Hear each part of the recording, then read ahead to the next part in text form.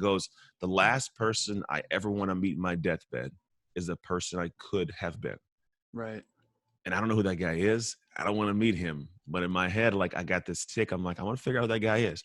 No, I don't do it at the cost of my family. I'm a very present family man. I'm at home because that's part of the experience of shutting things down. But when I have my working time and I'm creating, man, I create. I go to work. I stay focused because I know there's things that I'll be able to accomplish later down the road that I can't foresee, but they're only going to become possibilities based on what I do now. Born in 92 on the block with the Sharks. Come from a different cloth, y'all would get ripped apart. You want it diamond, then you gotta get it in the dark. We dropping nuggets like Carmelo went to Rucker Park. Now we eating from state to state, we scrape the plate. I put my eggs in a basket, took a leap of faith. I took a chance, now we grow and see the impact. Decoding success with special guests, now let's bring Matt. Anthony, my man, I am excited to have you. I'm grateful to have you, especially during this whole pandemic that we're in. I appreciate you taking the time out of your day to join us. So thank you for joining us, man. Hey, man, no problem. Thank you for having me on. Seriously. Of course. Now, we kicked the show off with the same question. I'm really curious to hear what this is for you, but how do you personally define success? Oh, success is control. I've had that question a couple times before. You know, it's interesting because people say freedom, but I don't know, man, because freedom just gives me like the freedom to choose what sucky job I have or freedom to choose how chubby I get, I guess, right? But control, like, do I have self-control? Do I have emotional control? Do I have control of the hours of my day? Do I have control of a job that gives me the freedom to do things? So I feel like control. That doesn't mean $1 million because you can still be a slave to a business that you hate with $1 million, right? So it's like, do I have control? That's it. That's interesting, man. So, I mean, obviously we can't control everything, right? So what happens when you can't control it? Do you feel like you're not successful? You control yourself in the aspects you can't control. There's a level of self-control. It's a huge piece. I think it kind of led with that because realistically things happen every day. I mean, every single day that I'm like, I didn't expect that to happen. But for me, the goal is always to have the next moments of my life be of quality. And even if something that's not of great quality happens now, I get to choose the reaction to it, control, so I can have the next moments be closer towards quality.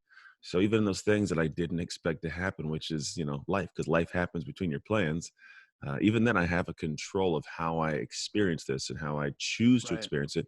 So that things can be, may not be better or different. It may not, if I lose all my money, doesn't mean that like all of a sudden, like, I'm great, I'm okay. Like, that's not realistic. But I do have control of, do I jump off a bridge or do I go make more? Okay, I love that. Now, how did you come across this definition of control? Was that always your definition? I'm sure it's changed over the course of time, but how did you stumble across this? I'm just curious. This is the first time I've ever heard anyone say control is how they define success, and we've done over 150 plus episodes. Interesting. I guess I stumbled across it because I grew up in a situation where I didn't have control. I mean, we'll go to my personal story maybe if you want, but I grew up in craziness and foster care. I was just a leaf in the wind of the system. Even when I played sports, I didn't have control of my job. Like I was, in college football, that NFL football. And so it's like, you don't have control, none of that. And then I come home and I had this gym business and I couldn't control how things would go up or go down. So there's months where I'd be okay. And then some months I'm getting served with, notices to be evicted. So like over the years, I'm like, man, I have all this freedom to do things, but I have no control of stuff, man. And then my relationship fell apart and it's just a whole bunch of nutso stuff in life. And I think for me, just breaking my life and feeling completely out of control is what led me to this realization that everything I was trying to find and reach and seek and achieve, all these things were just me, like just floating around, but never actually settling down, like buckling my seatbelt in the driver's seat of my life and said, let me control where this thing is going and see what that looks like. And that's kind of where I guess for me, I've looked at like, all right, I have a really good control of my life, control of self, not control of people, but control of understanding how I operate around certain people. My business, it's just a matter of what can I control when I can and how can I control myself when I can.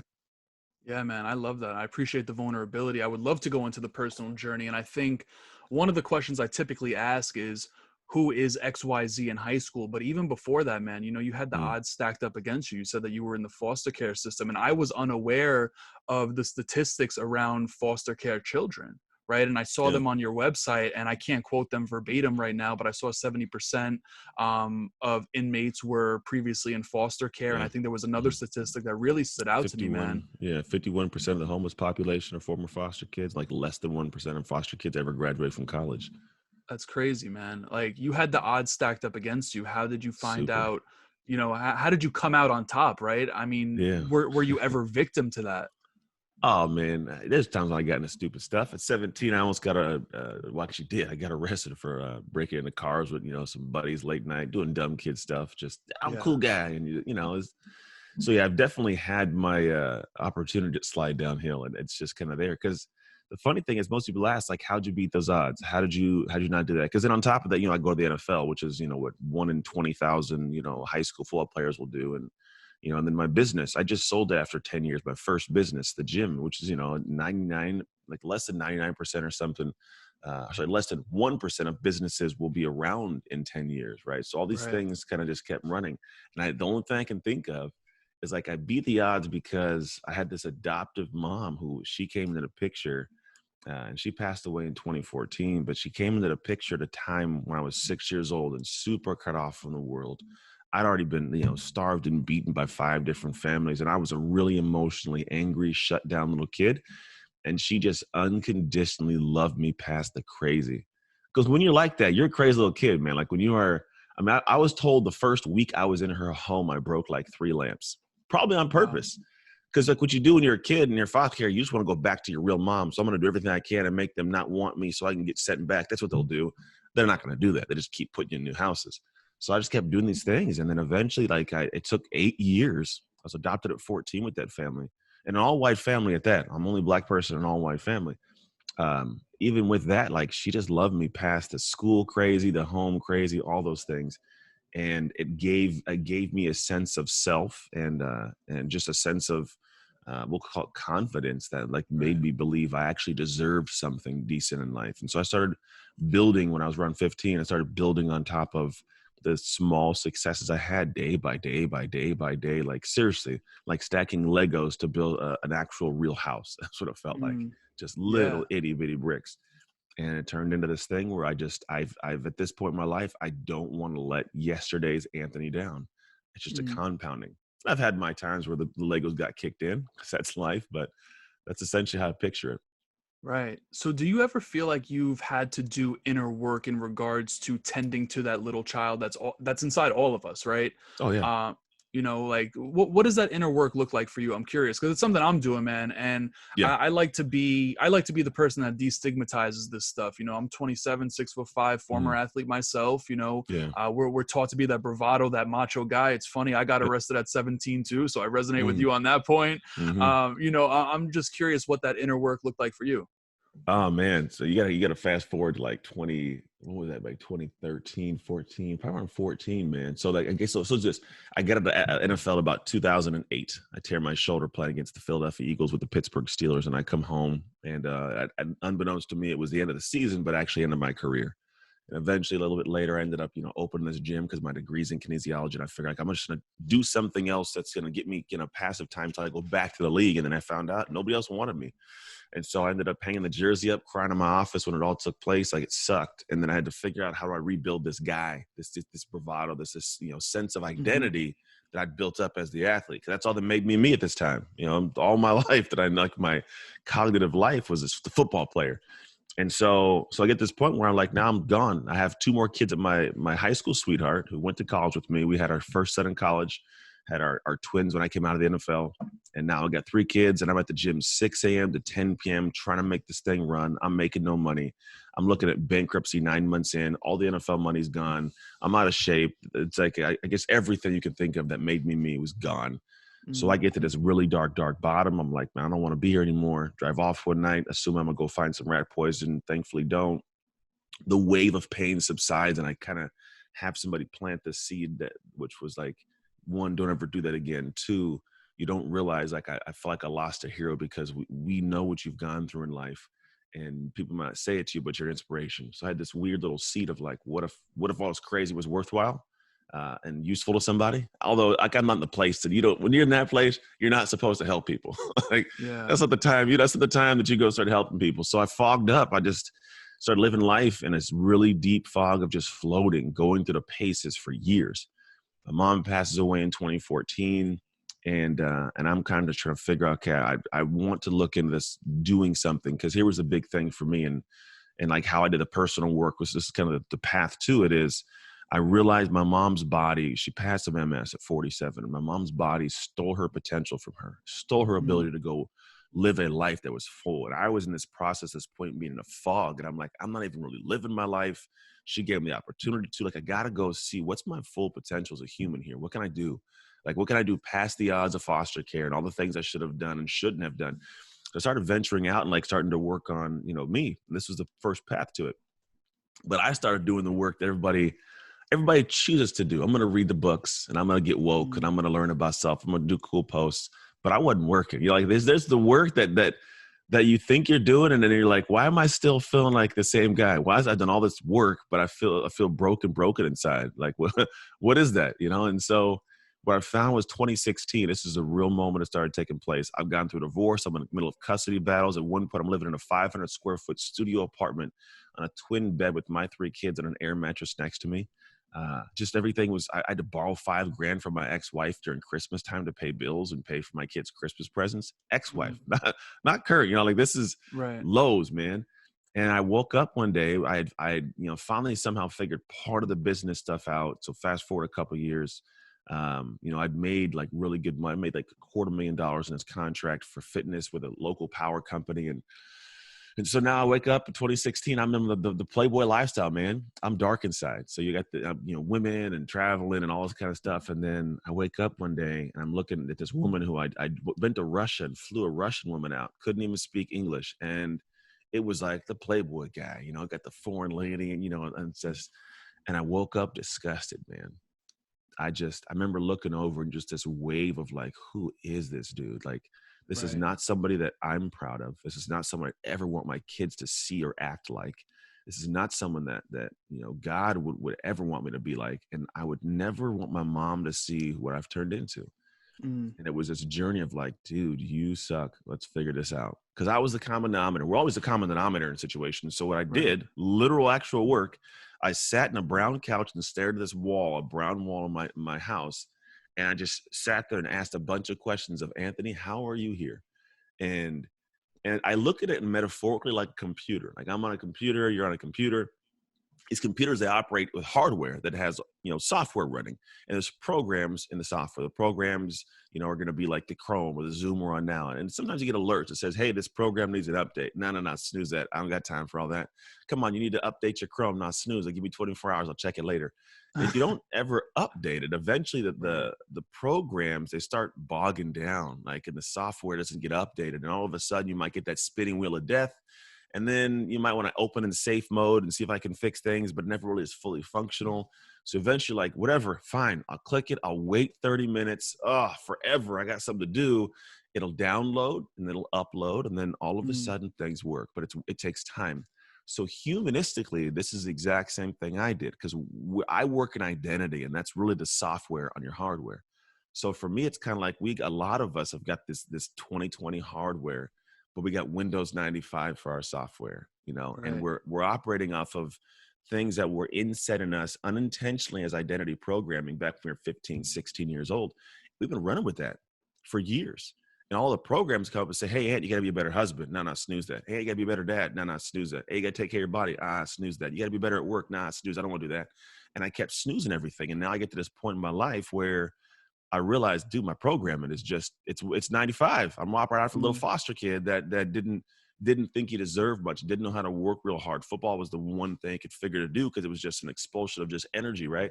And so what happened is I had to download for me, which was like, all right, what am I really off on? I'm spending more time with other people's kids than my own. Like I was part of the problem in my marriage, and when it fell apart, I had to figure my place out. Business, I had to figure the business portion out. I got to get in better shape. Like I had to do all these things, really honest, very hard downloads.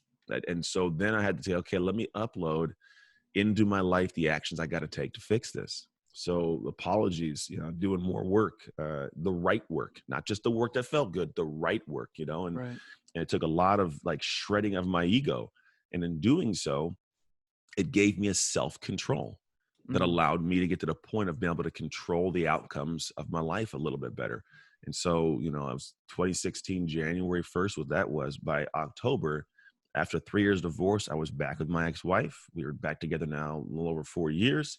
My Wow. businesses do well. I sold the business. That's the gym business. I now do speaking and coaching in this identity work. My body's in shape. Like I got to do American Ninja Warrior. Like I've got a lot of crazy cool things. Now I'm in my life, I'm trying to seek my full potential. And it came from doing that work of really, and I have a model I work my clients through of the exact kind of process I went through. But we go back and we look and like figure out what are the things that I got to download into my life. And then we're going to upload it painstakingly to shift into the ideal identity of the human being who has my dreams. Because if we were already that person, we already have those things, but we're Right. not. So we got to grow to become that person. I love that, man. Now, my question to you on the whole downloading the current software, how do we recognize, I believe I'm a very self-aware person, but there's definitely times where I'm not aware of the signs that are being showed to me. So how do we know, or, what's the process in your opinion of checking in with our software instead of getting hit with the 2x4 across the face? You know what I'm saying? Like, Yeah. because I life get could it. just hit you, Yeah, this is so one thing I did is like there's a lot of people that share concepts and stories, which is, it's just it's what I do. I share a concept and a story, but then I was like, you know what, I really want to look at who are the most impactful humans in the world, in our industry, my industry. It's those who write books and have coaching programs and actual true framework. So I went and spent 60 hours with a woman who does educational work. Like she's a doctorate in education. I was like, I want to learn how to teach. How do I formulate ideas and structure? So what I'm about to tell you is this model that came from years of my life, neuroscience, psychology, and unpacking to create what's called the shift method. It's a very structured process. And so there's 3 stages. It's see, shift, sustain. And so you're asking about the C stage, and the C stage is very specific. But what I do in that is I realize that there's things that you said I can't see about my life, because there's things I did ask a lot of honest questions of Anthony, but then I got really good friends, which are really good friends. And I was like, hey, break it down, man. I'm gonna bite my tongue. Give me the dirt. Right. And so I found that having the ability to choose specific people in my life that were going to tell me what I needed to hear, not what I wanted to hear, gave me the self-awareness that I wasn't aware of. Right. And so I have a process in this, program that I do that allows people to actually go through what's called Triad Talks. There's a specific set of questions and a flow we do, and then some internal work I do as well, and checking in that allows me to start the process of being able to check myself constantly without having to have somebody else always. But you get this, we'll call it report at the end, and you can look at it and be like, dang, this is not fun to hear. I got an executive client, works for Amazon, very solid human. And what's interesting is we went through this with their uppers, right? So I hold these calls for some people too. And what comes back, it's usually details and information that do not feel good to hear. They don't. Oh, yeah. Because the honesty is like when you give someone the ability to be very honest, they don't want to hear that. But it gives the foundation to allow true progress to take place. Because if not, a lot of people will go right to the shift stage. I'm going to go right here and start working on this stuff. And then you get to that feeling of like, I climb this ladder, I get tired climbing the ladder, get to the very top and go, oh man, it's leaning against the wrong building. This isn't where I wanted to be. And a lot of people get there in life. They keep doing this work. Why is my marriage working any better? I'm doing this work. Why don't I have a promotion yet? Well, because you're not doing the right work. And if you did the stuff that you have to do to figure out what the right work is, you'd find that you actually have to do less of the hard work because you're doing more of the right work. Right. Right. I love that, man. And I want to get back to your story because I can go down the rabbit hole of this deep stuff real quick. Wherever you want, dude. I'm telling you, this is what I do. I have fun chatting about this.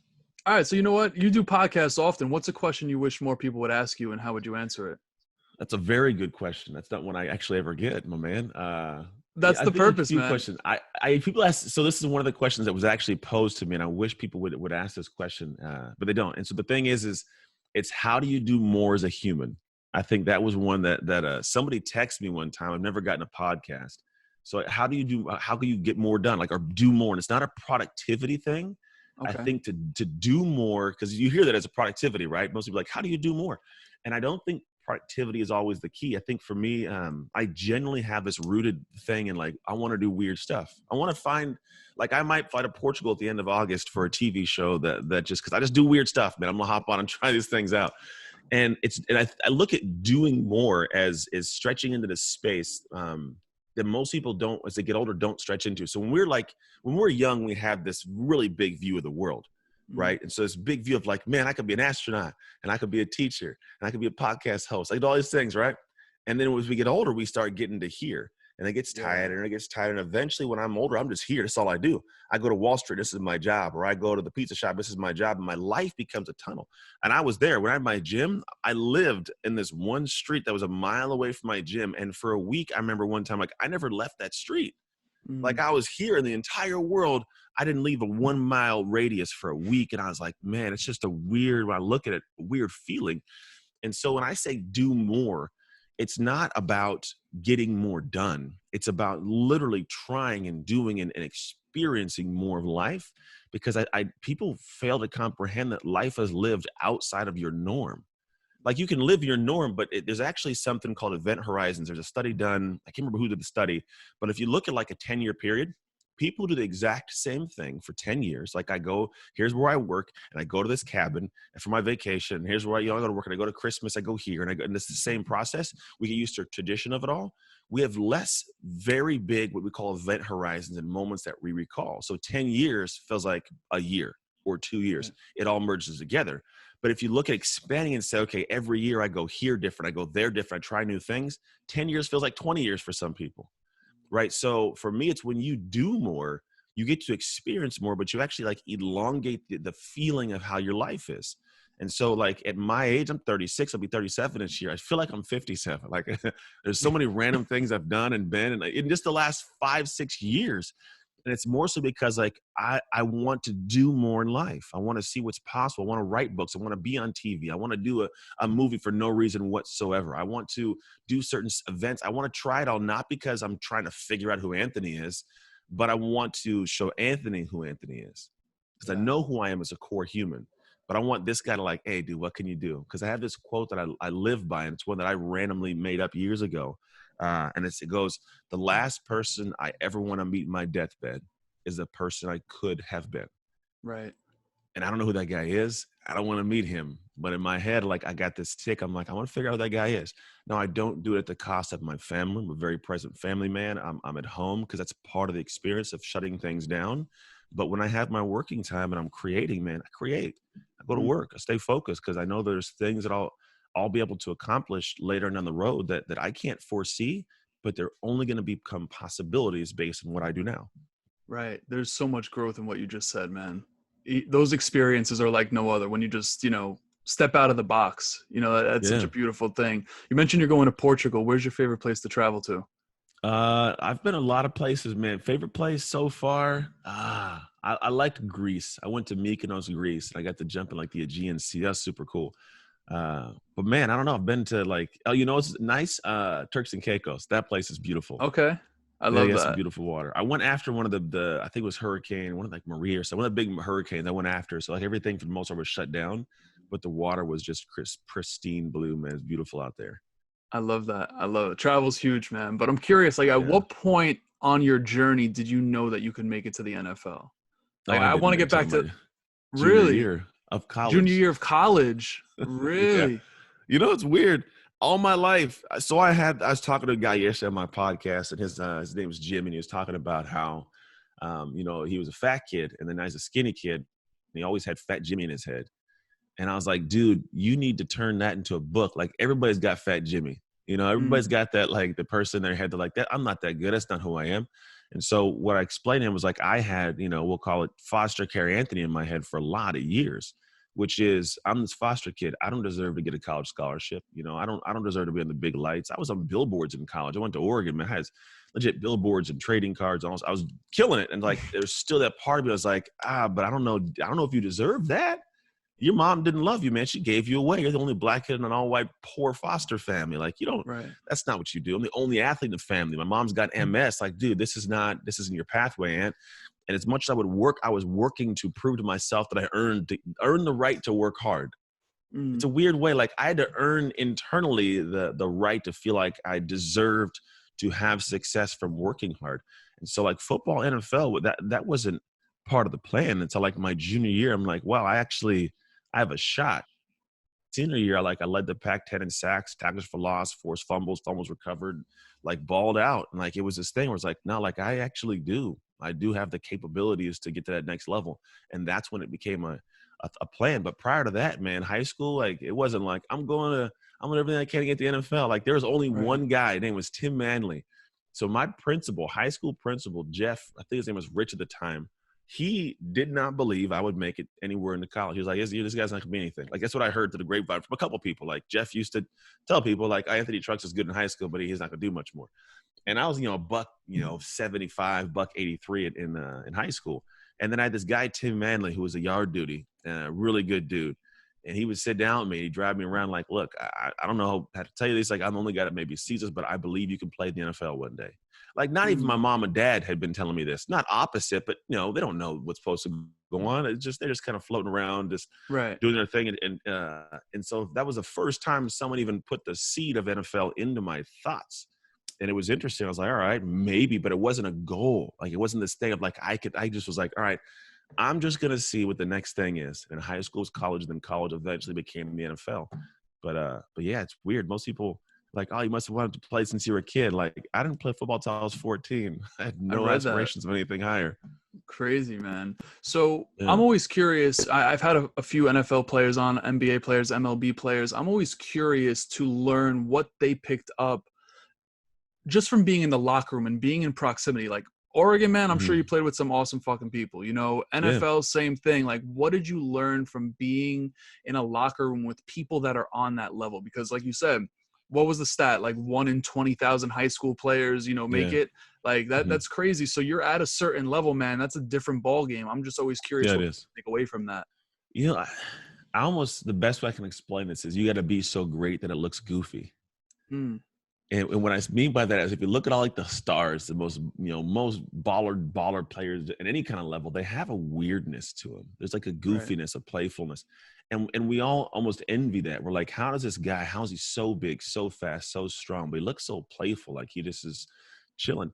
And this actually roots to a lot of my work. But when your identity is the person who just does hard things without thinking about it, like you don't carry the weight of that throughout the day. So for example, a regular everyday human being, we'll call it's not a professional athlete. There's this thought in the morning: do I get up early? It's a decision. Do I eat healthy food? Do I catch that workout? During the workout, do I decide to put more weight on or not put more weight on? Do I decide to take a 15-second break, or do I just keep pushing when I'm tired because I want to compound? Do I study the playbook? Do I all these different things? And after a while, in your brain, you actually get like, we'll call it the decision-making tank depletes. So after a certain amount of time, you don't have, like, you're mentally spent. And then that's why you see people who are achieving some things, but after 3 hours, they're like, man, I can't, gosh, it's just too many thoughts. So now they don't want to think and choose anymore. And I think this is why women can't choose dinner, because they decide things all day. Should I wear this? And I look, that's partially true, but I'm being facetious. But then if you think about it, when you are the athlete, who I don't decide whether I get up early and I get the workout and I work crazy hard in the workout. I do my thing. Well, 3 hours in, I just got through a crazy hard workout, beasted out. My body's good. I feel good. And I don't have any drain. I'm like, I got like maybe 2/3 of my tanks left. I was just, doing some halfway decisions. So what happens is, by the end of that day, like, I'm just going through the motions, chilling in a good light space, where somebody else is stressed out and they're like, oh, I can't keep doing this. Their head's spinning. It's like, it's just who I am. They put a funny hat on and be playful and stuff, but then still put a helmet and shoulder pads on, or put the basketball jersey on and ball. Like, because what they did is this is processed. At the end of the day, the root of my work is this: what you create creates you. What you create creates you. And the creation process is a process. It's not like the one single thing, one day I show up. It's the process of creation, the ugly, dirty, arduous journey of going from nothing to creating something stronger, faster, smarter. And that process, after a while, I'm no longer stressing and deciding, and I'm on this side of the fence trying to be that person. I'm just that person. And I don't second guess it. So I guarantee there's something people look to you and go, man, hey, how do you do that? You're like, how do you not do that? That's my typical Tuesday. And they're like, man, I couldn't get that done if I was to spend all week. And I don't know, I'm just mad. This is what I do, man. It's like, there's a feeling behind that when I say that. And so what I mean is, like, if you look at some of the greatest athletes that I've been around, I've been around a lot. Jonathan Stewart, I went to college with, and I was in the NFL. I was with Hines Ward at the time, Willie Parker. I played with Derek Brooks. These are all old guys. Mike Allstott, Chris Sims, Ben Roethlisberger. I mean, all these, Harrison. We call him Silverback back when I was there. James Harrison. There's a lot of guys, right? And the thing is, they work hard, but it's so normal and natural for them to work so far outside the bounds of cognitive comprehension, right? That it looks they're just playful and goofy. They do all this stuff. They're just playful because it's who they are. It's that when you can close what I call the identity gap. There's this who you are and the person you want to be. The only difference is identity gap. When you can close the gap by shifting to that ideal identity of that human, dude, those things become easy. Greatness makes you look goofy because it's like, how's this goofy bastard out here doing this thing?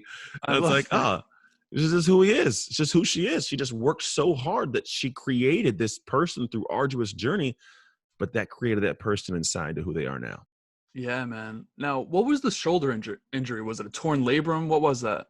Yeah, so I had labrum on the left shoulder. Now I have arthritis. I think my labrum is still intact as far as I know, but I tore on the right side 3 of the 4 rotator cuff muscles. Left side, I think 2 of the 4. And so that was in college. I had my right side all messed up like that. When I was playing games with my arms strapped to my body, running down on kickoffs. It was nuts.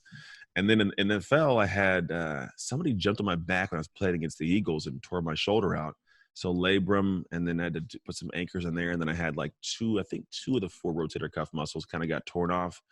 They put them back on, and it was, it's kind of the thing where to this day, like the arm goes numb frequently. If I don't exercise, I'll be walking and I'll feel it kind of slide out. Kind of weird. Really? But yeah. It's kind of so I did the labrum in both shoulders. One was baseball, one was basketball. That was God's way of telling me that, dude, stay away from sports, play in the rec leagues. But why did that stop you from going forward though? Why was it the end when you had that last shoulder injury? Well, what turned into wasn't that I physically couldn't, because it's a part of me that physically can't and can at the same time. If I muscled through it, I could. I just have a bad shoulder. Is really what it would be. But I had offers, and one of the offers was from Buffalo Bills, and Buffalo Bills said, "Hey, we'll sign you.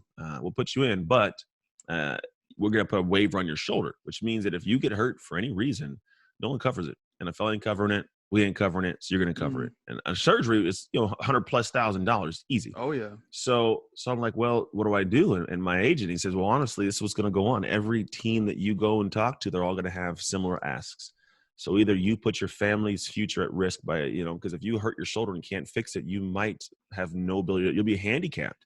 Like you won't be able to walk and move and play with your kids. Like, he's like, do you want to chance that for money? And if not, now's the time to make a choice, because either you're going to hang that jersey up or put a new one on. And it was a decision. It was very tough to make, but I decided, man, I'm going to hang it up. Because even then, even if I get signed on, like being in the league, I could get signed on as a free agent today. And I kid you not, I could be second string on the depth chart. They'll draft a guy, and the moment he's drafted, he becomes second string. I become third or fourth. It's the nature of the game. It's politics. It's just so. There's guys that would come in, and I'd already been there the year before, but draft day comes. They draft this guy, and guess who's ahead of you? He don't even know the playbook yet. His name hasn't even, crossed the paperwork in the office, but he's ahead. And so, like, do I want to keep chancing that and climbing with a possibility to lose my career in practice, Yeah. So it just wasn't smart. Now, did the whole family aspect make it easier to let go? I'm always curious how people find themselves letting go, even beyond that, even in relationships, right? Even in business. Like, what was that process like? Yeah, it sucks with a family, because then you got, I'm 25 years old. I'm, a man with 3 kids, and I got a family to feed. Like, that's incredibly, it's not easier. It's harder. Because also most people don't grasp, when you come out of the NFL, I don't have work skills. Like I didn't all of a sudden come out like, all right, I'm a great worker. Like I don't know anything. I don't know how to do anything at work. I don't know how to run a business. I don't know how to, work computer programs like everybody else did. I may have went to college, but that doesn't give me the ability to operate a professional world. And I'm just like when I started 14 years old in high school, it's 5-6 years behind my peers. I'm now 5-6 years behind my peers in the same capacity, but it's in real life. So I'm coming home like I don't know what to do. So it's scary. Of all things, like the real world is scary when you lose your professional athlete status, And most people, I think there's some statistic that says like 71 or 73% of former NFL athletes go bankrupt within 3 years. And I get it, because I come home and there's two parts that are a massive problem. One is we got big egos. I'm better than you. I played in the league. I'm not gonna come work at your business. Who do you think I'm Anthony Trucks, and you're not. I'm nobody. No, and to this day, nobody knows my name. So I'm like, that's one big problem. Second thing is, well, I got this money. Let me see if I can make this money make me money. And it's short money. It's not like I think I'd come home at like 150 grand in the bank. It's like, and at 25, it's a good chunk of money. 25, but like It wasn't like I had a revenue stream still coming in to keep building that. Now I got to figure out an entire different life to make this thing come to life. So what I did is like, all right, I'm going to build this gym business that's going to start returning money. Let me put all my money into there. Not a good idea. I didn't know what I was doing. And so 9 months in, I'd burned through the money, man, trying to build this thing out. And now I get a server of papers from the landlord, like, all right, you got 3 months to pay, or, 16 grand had to be paid, 2 weeks to pay, or I'd be evicted and have to pay the next 3 years of the lease, which would be like 250 grand. So I'm looking at bankruptcy. And to be honest, man, that was a big reason why it was so difficult coming out, because most of the time we don't realize like we need to find ways to make money. So it was worse with the family. It just was, because now I'm doing my dumb stuff, and it's not just affecting me. It's affecting 4 other people that are looking to me to provide for them. And excuse me, it created a whole different dynamic internally that made me feel like crap. Like, this is what it was. Man. 25, 26. And I'm like, man, I'm ruining other people's lives, including my own. Right. Yeah, I appreciate the vulnerability. I think that's what people resonate with. So I just wanted to say thank you for that. But I'm curious. You mentioned business a few times. What's your biggest takeaway in business, whether it was from a success or a failure? Typically, they come from failures, but I'm curious. Do. Yeah. Yeah. The biggest failure was, there's a lot of them. I've had, week after week, for 2 weeks, every 2 weeks for 6 years, I was always struggling to pay payroll and pay rent. So I had a lot of failures. I think some of the biggest things for me was, even when it doesn't feel right, to never lose sight of the fact that like income comes when you serve good people and you serve people well. And so like there's times when I was focused on the money, I would never make the money. Just never would. Like, I'd be focused on trying to close people. But then when I just focus on treating people really, really good and really trying to inherently figure out how to solve their problem, money flowed in. So like, and that was in the gym business. So at this point in my career, like I was really big, like I just serve people, dude. Like when I get in the phone, my focus is never like, here's how I can get them like to get to this money. I'm not looking at money. I'm genuinely looking at, how do I make this thing that I have something that they can't live without, because it's going to serve them so well. So part of that comes with creating something amazing. Also part of it comes with making sure I present it amazingly. Right. And so that's one big piece of like the business. The other thing is that I think most people don't grasp is, you've got to understand the difference between being a business and being in business. And being in business says, I have my lawn people outside. They're in business. They do the job. They get paid money. They have control kind of their schedule, right? They're in business. But being a business means I can sit at home while somebody else cuts those lawns and I get paid. Right. That's a business, right? It's systems. And so the hardest thing for most business owners to operate and comprehend is what a business system is. It's far beyond the model and the business plan. It's, how does McDonald's make a burger taste the same in Paris and in, Paris, France, and Paris, Texas? Well, I got to say, it tastes better in Europe, man. Have you ever had McDonald's? It's so different. In Paris, it's so different. It is. There's actually, I was in Russia one time and there's signs that say no American meat here. Because it's like, that's a positive for them, So right. It is vastly different, but the cooking of the hamburger is the same. The process is the same. And so business needs to be developed and designed to have systems. And you can be in business all day long. I have no problem. The hairstylist who wants to be a hairstylist, the personal trainer, totally cool. But for me, when I'm 50 years old, I do not want to be at my desk taken away all day long. I want to have revenue coming in from work I did the correct way to create systems far earlier in my life. And so like at this point now, I'm developing very specific systems for my VAs, for my team, for everybody that does things, even coaches that coach under me, right? Making sure that at the end of the day, I'm looking at, does this thing run if I walk away? And for the most part, like 80% of this thing does, because I'm not in the stage to fully walk away from it yet, nor do I want to. I like the work I do to create content, write books. And so with that perspective, I think most business owners don't grasp. You've got to really be clear on, am I in business or am I making a business? And if you make a business, you can sell it. Like I've sold one business, right? I had a turnkey gym that was running. I sold it because it was a business. If it was me doing the work, there's no value to it. Right. I love that, man. That's awesome. That's great. So on your journey, what do you feel like is a piece of advice that you didn't want to hear at the time it was given to you, but it ended up proving to be true over time? There's a lot of different things I'm trying to think in my head.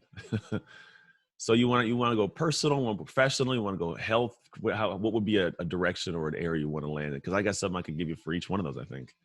Well, let's hear it, man. We got some time. I'm open. We got some time. So personal. So here was the depth of my marriage falling apart. So I come home, I'm gone at the gym all day long. My wife has, 2 twins at home and a 4-year-old. So she's just running the house and I'm not making any money, bro. It's just a dark time for us. And so my wife ends up disconnecting from me, and we'll call it reconnecting to somebody else. Jada would call it an entanglement. So my wife ends up having an affair, man. And as much I could joke about it now, like this was not joking matters back then. Yeah. And dude, you find out like everything is falling apart. And so, my wife has this affair and it tears my heart out because now being in foster care, only thing I want is my family, my blood family intact. And now that's being taken from me. And so it's a lot of just anger and pain. And so for a lot of years, dude, 3+ years, it was all her fault. How dare you? How could you? You're a horrible human. You ruined our family, all this stuff, right? It was all her fault. And in doing that, I never had to take blame. I could blame it on her for falling apart. You wouldn't, mess with somebody else. Like you slept with some other dude, like you ruined the family. My part of my life is all messed up because of you, right? My kids aren't here because of you. It's your fault.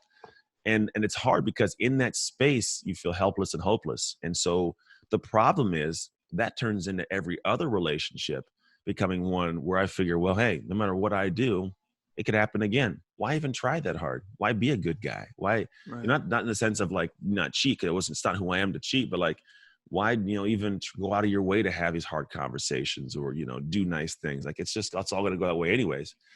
And it took me sitting in front of that wall and having real conversations to realize like, oh, damn. All right. Well, my wife made a horrible choice, horrible decision, but it took 2 people to get her to a place, myself included, where she felt she even needed to make a choice in the first place. Mm. And so part of my like lessons in relationship is, you said control. When I feel like I'm completely helpless and hopeless, I have no control of that situation. Therefore, like I'm running like a leaf in the wind, and then anything can happen. I'm just at the whim of the world. But then when the reality sets in, it's like, no, if I'd have just tried harder, a little bit different, I would have been able to give her the things she was looking for. Because she didn't do things to maliciously hurt me. She did them to seek out her own fulfillment. And that's what people do. We do things for ourselves. Unfortunately, some people are affected negatively, right? But that was kind of the reality. And so my learning lesson relationship-wise is you got to control yourself. That's the best way you can control, we'll call it somebody else. But it's never a full control. Like love, you ever done, you're an athlete, you ever do power cleans? Yeah. Yeah. Now, those who do power cleans may get this. When I do a power clean, most people try to hold that bar full grip in their hand. And if they don't have good wrists, which is like 95% of people that do them, you can't hold much weight because like your wrists are holding 300 pounds. So as the weight gets heavier, your wrist can't hold that. You have to actually let the weight roll to your fingertips and go against the clavicle of your chest. And by doing so and lifting your elbows, you have great control of the bar. It settles in. It feels comfortable. I can hold it there for a while, but I couldn't hold it on my wrist. And I've noticed like when I'm trying to have full control, it's like holding all that weight on my wrists. As the relationship gets heavier, I can't keep control of it. And that's like the kids and the business and the duties, right? But if I let go just a little bit and let it roll back, it'll find more stability. So actually having less grip creates more control. Wow. For power clean, but also in my love and relationship. So I had to let go of like my pride and my ego and not try to control her and these perspectives, and then try to find like, where can I get better control of Ant so I can have some control of the situation. And in doing so, it allows us to now, like we got back together after 3 years, divorce, crazy custody battle. You can imagine the anger.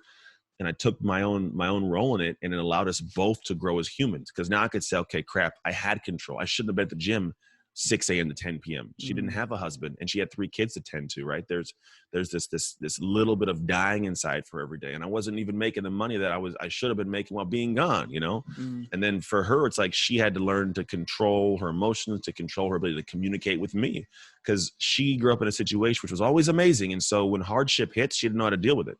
So her thing was run away and do my thing, only worry about Christina. And that was something that she learned from her parents, right? So we both had to grow, but it brought us to a place where we could realize, like, oh, we need to be these people for this relationship to work. And that's really where we learned, I say, that lesson for me in relationships was, like, I got to be able to take personal ownership and control of self. And when I do that, it allows me to have a greater control of the thing that I'm trying to control in the first place. Right. That's amazing that you were able to resurrect that, you know, like just being able to bring that back to life, man. Like I'm sitting here in awe. In fact, I actually have a little bit of goosebumps right now because I'm a lover boy, man. I'll be the first one to say it. Yeah, like there you go. that's a beautiful thing, man. And I'm glad to hear that. But I'm curious. I've heard people say in the past, like, you choose who you love, meaning like you choose who you do life with. Is that something you agree with? Or do you feel like your significant other is the one, you know, like drawn to you in some magical, mystical way? No, man. You know, in our situation, we've been together. I mean, 16, we were together, high school sweethearts, and we didn't know who the hell we were back then. We were little kids trying to figure out life. We were both going through hardships and weird things, and we just kind of grew together, but never apart, and didn't know who we were. So as much as it sounds weird, I would go through this all 5 times over to get where I'm at now, man. It's just, it's a phenomenal relationship. I love every ounce of her. And some things I don't. We're human. You know, we have our weird bickering and fighting. We're humans. But I don't believe that we're like, you know, soulmates, we'll call it. Although I do at the same time. And what I think is, like, you get to choose a person and you get to say, this is the puzzle I'm going to solve. I've determined that this human being is the puzzle that doesn't make sense right now, but I'm going to try and solve this one. Try. Doesn't mean you do, though. Which means I try to solve this one. And I think what happens is you have to make a conscious choice for love. I don't think love is this, you know, this thing that just happens. It's a verb as much as a feeling. And you get the feeling from doing the action, right? There's times when relationships fall apart. And I think a lot of people are like, I want to wait till I just want to wake up one day and be in love with you again. It doesn't work that way. Think about babies. A baby is born and all it does is eat, cry, and poop, and it doesn't do anything for you. But you have this deep-seated love for it. Well, why? Well, because you're putting energy into it. You're the one up in the morning at 2 o'clock, 3 o'clock, 6 o'clock, feeding babies and changing diapers and, walking them to sleep. And this time you spend, man, it's this outpouring of a verb of love that creates the emotion of love for you. Right. And so for me, I look at the relationships we choose as you'll build that love, but it's not going to happen because all of a sudden someone's drawn to you. It's going to happen because of how you show up as a human and how you choose to put into that relationship. But I also heavily believe this is one thing.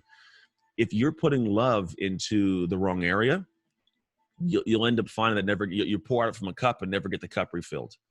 So it's got to be a reciprocating thing, right? This is what the 5 love languages is built on, and this is a good part of it. But the reality is I got to find this as human. And here's what I've noticed: as human beings, we will pick somebody, and who you choose is a barometer for how you hold your self-worth. So if I have a person that is far below me, it's not an accident, man. If people look at you from the outside and they say, this person, why are they with this person? We'll say out of their league. That's non-looks. They're just out of your league. It's like, well, that person for some reason believes that human being they're with is all they're good enough for. That's why you don't see, A-list celebrities dating, guy that works at, at Wonder Bread in the factory. Like, it's not that he's a bad dude. It's just that the person at the high level, they believe they deserve so much more. So they choose other stars. And it's the same thing in life. Like if I'm working at Wonder Bread, I'm not going to date the homeless woman. You know what I mean? So the thing is, it's like, there's this perspective people have to grasp of, you got to find somebody who you hold to your level of self-worth, because then you'll do the work. And then that person, if you choose the right human being, that person will reciprocate in the right way. If you find somebody who you feels at that level and they're not reciprocating, then don't keep solving the puzzle. Like the puzzle is this thing where I gotta wake up with energy to solve this puzzle. Like there's things my wife she's got to try to solve me at the same time. If I'm the only one working on things and she's just sucking from me all day, it's not going to work. And vice versa. If I wake up, like last time my son went off to his buddies to go visit in a different state in Reno. And so he usually does like the dishes and stuff. And last night I heard my wife up doing the dishes, his duty. And in my heart of hearts, I was like, I want to get up and go. But I was half asleep. I'm like, I'm not going to go do this. But what I do know is today I'm doing dishes without her asking. Right. So she's doing certain things, but I know what that means to her, when that gets done. And so this is a thought in the back of my head. This is how my brain operates, right? I'm like, I'm going to do dishes today. No matter what goes on, I'm getting those things done. And that will let her know, like, oh, he is trying to solve the puzzle too. And then she'll Right. keep doing. Because the problem is when we get to dark places in relationships, we're both like at odds. It's kind of like this wheel. It's always spinning negative. I don't give to you because you don't give to me. And then I don't give to you then because you don't give to me. Then it's this negative cycle.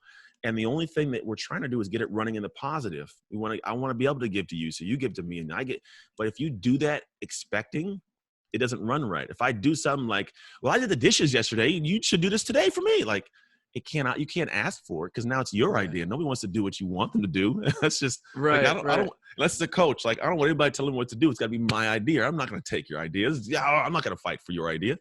And so how do I do that? And so in relationships, in those like negative cycles, usually it goes back to like, all right, I'm going to have to bite the bullet, suck the pride up and go to work. There's a book or not book. It's a book and a movie called Fireproof. It's a Christian book and it's a Christian movie. And it's like this guy trying to fix his marriage over 30 days with a woman who doesn't even care to be with him. And it's him doing that. It's essentially 30 days of him doing these things that are like taking out his ego and pride and doing things for her that his heart doesn't want to do, but he knows needs to be done. And it starts the wheel opposite. And now if you think about when we get in fights, we always tell each other what we want, but we just get like egotistical and combative. So I'm not going to do that. And I'll be damned if I put this toilet seat down because she told me to, right? What happens is when you get to that point of like, I do it because I know that she appreciates it. And I know that I do these things and she does things that I want. Well, now it spins and it's going positive and they're doing them without you having to tell them because the seed was already planted way before. And so now these things just happen because you know the person and now you're doing it from love, not from the fact that I have to do this. And then now the wheel starts spinning because now they're giving to you. So you want to give to them and I want to give to them. And it's in a cycle, but it starts with one person doing the hard work of like, they go to a screeching halt and they start doing that positive work without even feeling like doing it. But it's again, a verb, an action of love that creates the feeling in them that brings it back to you. And the cycle continues on. I love that, man. I could talk to you for days about this type of shit, but I'm going to try and squeeze one last question out of you here. Yeah, no worries. Now, I know you hop on podcasts all the time. You have your coaching going on. I'm sure you get speaking engagements. You know, you're going to have the books in the future, so on and so forth. If you could only give one piece of advice for the rest of your life, what would that one piece of advice be? One piece of advice. There's a lot of it could be about anything. It could be about anything. No, I get you. I'm always a proponent of like everything we do in the world we live in, right? It's all based on action. So I'll give it in a quote form. It's a simple quote. This is one other quote that I made and I live by these things, maybe it's why I'm biased to them, but I realize that no matter what I do, everything that I think or feel boils down to what do I do with it? What's the physical action? That's what separates us from, other species is what can I do with my hands? What can I actionably take action with? And so the statement that I lived with in college, my college coach said, hey guys, come up with a quote. And we all came with a quote. And mine was, there are two types of people on this planet, those that work and those that watch them work. I don't mind the audience. I love that. So I just work, man. I've always had this perspective. So work, it shows up in a lot of ways, but it's like, I don't mind seeing you watch me work. I don't mind you heckling me, making fun of the work I'm doing for a while.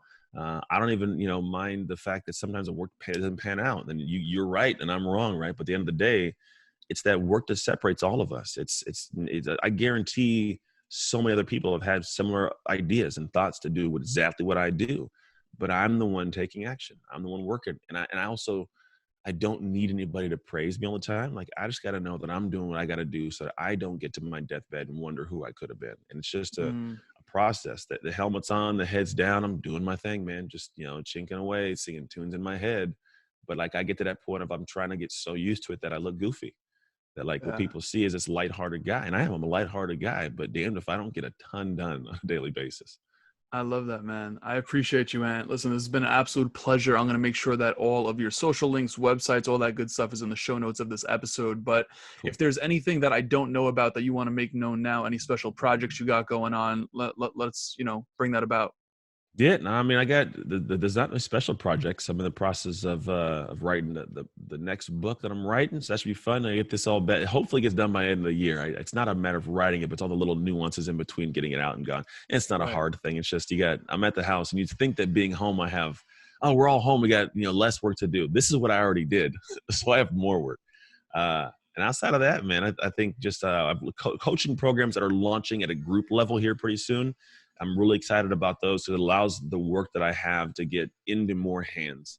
Because I think people think coach, and like I talked about for the business, I'm not the only person that can coach, and I don't have to coach everybody one-on-one. What people really need is they need someone to coach them along a process, right? If you think about what we call coaching is, it's no different than parenting, no different than teaching. It's like, here's a process. Teachers go to school, they have a curriculum, they have a book. We follow the curriculum so you learn this thing and you get better at this thing.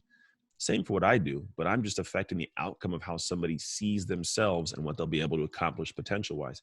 So someone listening is like, man, I'm really curious to see, like, how do I make sure and avoid meeting the last person on my deathbed and that person being someone I could have been? How do I make that a human being that is, fulfilled like what they're supposed to do on this planet? If somebody is listening is like, that's what I want to know about myself, I'm the guy for you, man. We have programs that show you exactly how to do that.